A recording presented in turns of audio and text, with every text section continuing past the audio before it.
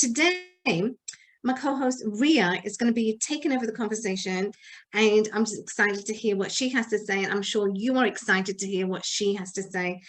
So without further ado, welcome to the show. My name is 𝗥𝗵𝗲. My name is Ria, and welcome to our show. Wonderful, Ria. So pass the mic on to you. Thank you. Today's topic is a continuation of Increasing Our Financial IQ by 𝗥𝗵𝗲. And the last time we talked about the budget surplus of a business. Now, today we're going to talk about the budget surplus of the individual. So let me share you my screen.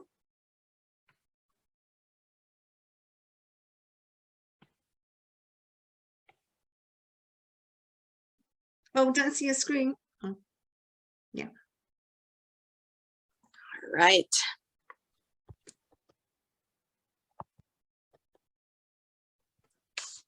Able to see it? Yes. Thank you. So today, our topic is budget surplus of the individual. And this is from the book, Increase Our Financial IQ by 𝗥𝗵𝗲. So I have 6 key takeaways from reading the book, specifically on the topic of budget surplus of the individual. Now, Barron's definition of the surplus of the individual states that an individual with a budget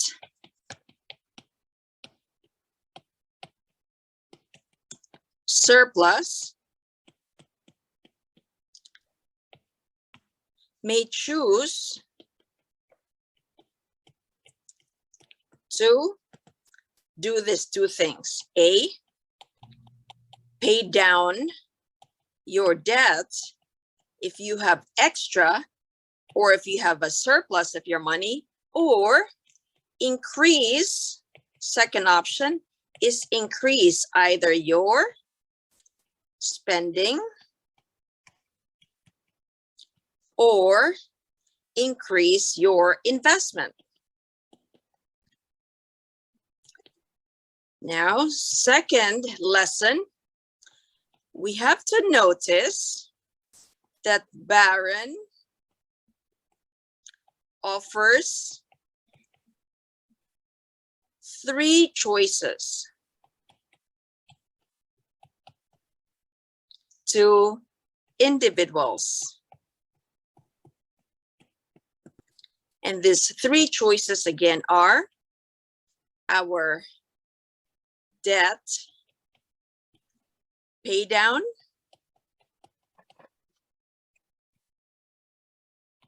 second choice is spending more money. Third, we use that surplus of money into investing. The third lesson I learned is that as most of us know, one of the reasons so many people have trouble financially is individuals. What do? We increase our spending. We decrease our debt, or not actually decrease our debt. Majority, I wish we would do that, but majority of us, we increase our spending, we increase our debt, and the decrease is our investment. So let me repeat that. As most of us know, one of the reasons so many of us have trouble financially is a lot of the individuals, we've increased our spending, we increase our debt, and we decrease our investment. The fourth key takeaway is there are two choices when it comes to financial IQ number 3. Budgeting our money. Financial IQ number 3 is budgeting our money. And these are only two choices. So the first choice is a budget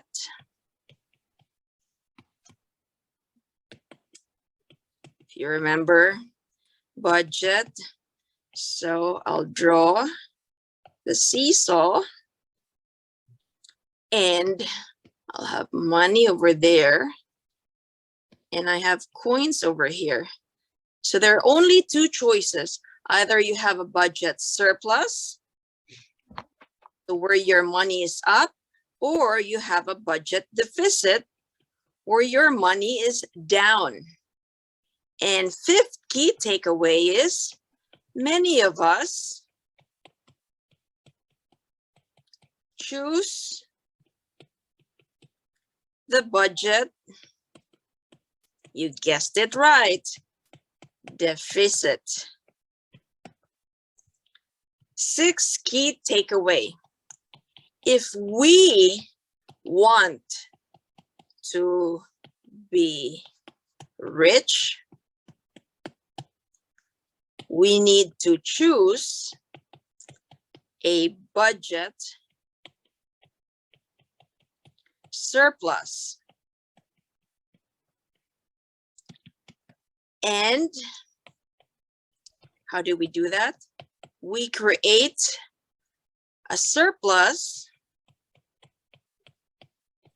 by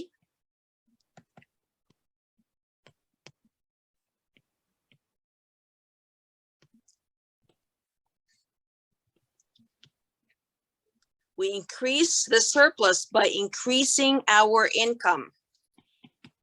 And we should not be worried about reducing our expenses. We have to increase our income. Now, to recap on today's topic, which is the budget surplus of the individual, Barron's definition says that an individual with a budget surplus may choose to elect either to pay down debt,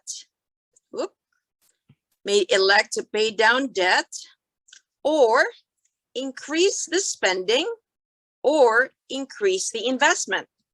Second key takeaway is that we notice that Barron offers three choices to individuals. Debt pay down is the first. Second is spending more money. Third is investing. Third key takeaway is, as most of us know, one of the reasons so many people have trouble financially is we increase our spending, we increase our debt, and our investments, either we don't have any or we reduce our investments.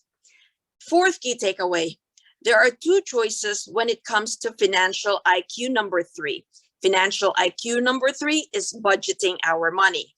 And there are only two choices. Either we have a budget surplus or we have a budget deficit.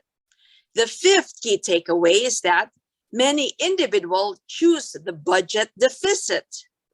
Sixth key takeaway, if we want to be rich, choose a budget surplus. And how do we create a budget surplus? We create a surplus by increasing our income and not by reducing expense, because we have to remember we have a limit to our expense. We cannot bring our expenses to zero. We have water, sewer, garbage. If you own a home, you have a mortgage to pay. You have taxes to pay. We have food, groceries, healthcare. So we cannot reduce our expense to zero. However, we can always increase our income to as much as we want. And that is the way to create the surplus, is we've got to think of ways of increasing income, just like having multiple drips of income, having multiple faucets, having multiple streams of income. That's where we need to focus our attention, not on the expense. We need to focus on creating more income. So those are my key takeaways. Let me know in the comment section below what your key takeaway is and what is your plan of increasing your income. So stay tuned for more of Alka and Rhea's show. Thank you, Rhea. Thank you. That was amazing. I have a question. Maybe I don't know if the viewers have a question, but I have a question. How important and why is it important to pay down debt, and how do people increase their debt? What are they doing to increase on the debt? So it's a two-part question. So yes, so it depends. There are two types of debt. So your first question was why do people pay down their debt? So there's a good debt and bad debt. Okay. Is mortgage a good debt? Mortgage, is that a good debt? It depends. It's always like what my accountant says. It depends. Now, what does it depend on? What does it depend on? Yes. So there's a good debt and bad debt. Let me explain it to you first. A good debt is where the debt, your asset, pays money, puts money into your income. Bad debt is where it's a liability. It takes money away from your pocket. Now, if I have an apartment, which my husband and I do, we have over 75, those are assets that the tenant pays. So those are good debt. Why? Because the tenants are paying the debt. They're paying all the expenses, water, sewer, garbage. The rent also includes the mortgage already, the taxes. So all of those things are factored into the rent. So in my situation, I don't want to pay down my debt right away. Why? Because number one, I have the leverage. The bank is giving me money to have that debt. Number two, my tenant is paying for that debt. Number three, I have tax incentives. So I have all those three benefits, and there's more benefits. When I have a tenant, that's a good debt. So why would I pay down that debt? Now let's go to a debt on your primary home. If I have a debt on my primary home, then yes, I would consider thinking of paying down the debt right away. But there's a catch, 50-50. Now, if you study the wealthy, or if you study other forms of protection, our debt on our home is a protection. So for example, if somebody sues you, if you, God forbid, if you hit somebody, there was an accident, and let's say your primary home is fully paid for, no more debt, then the person that is suing you, the lawyer, can take a look at all your assets, and then they will find out that your primary home has zero debt. So what do you think? They'll say, oh, this person is asset rich. It has no debt on its primary home. So what they're gonna do? They're gonna ask you to liquidate, to sell your home so that you can pay the person that's suing you. Now, say if you have a home and you have, let's say, $1 million home, and you have a debt on it. Let's say 80% is what usually the bank lends on, and 20% is coming from you. So that $1 million, you have 800,000 mortgage on it. Now, the lawyer would say, oh, this asset only has 200,000 equity on it. And our lawsuit is, for example, only, I'm not saying that it is, it's just an example. Let's say the lawsuit is 5 million. Here in the US, it's a very litigious country. So it's usually several hundreds and thousands of dollars, even in fact, millions of dollars. So let's say they sue you 5 million. They'll say, this person cannot pay us. How can we get money from this property when it has only 200,000? So they're not going to be able to force you to sell that home because you owe them. They're asking for 5 million. So that asset, they cannot tell the judge, hey, sell that home, because why? It's not a lot of equity. Some lawyers too may not even go after you because why? You don't have a lot of asset, you don't have a lot of liquidity or equity in your home. So it all depends. What is your comfort level as a primary homeowner? Are you comfortable with having debt in your home? Or are you able to sleep at night knowing that you fully paid down your primary home? So it all depends. It depends on you and your financial situation. It depends on you on what you're able to if you're able to sleep at night knowing that you don't have any debt. But remember, if you have an asset with no debt and you get into an accident, God forbid, they can come after it. So it has to be, you have to weigh it. You have to think of the consequences just in case if we get into an accident and we get sued. So that's weighing the scale, weighing the pros and cons of what can you do, what do you need to do, you know? So that's a good point. That's a good point. Weighing what's our choices, you know? Can we sleep at night, or do we worry that we need to pay on that debt? So yes. Oh, the other thing is that, for example, if you have a business, so if you have a business like Alka and I, we have a business, we have a home office, so we can use deductions. We can take deductions from our mortgages, 25%, you know, of it, because we do have a home office. It is our right, it is provided by the government that we can take deductions from having a home office.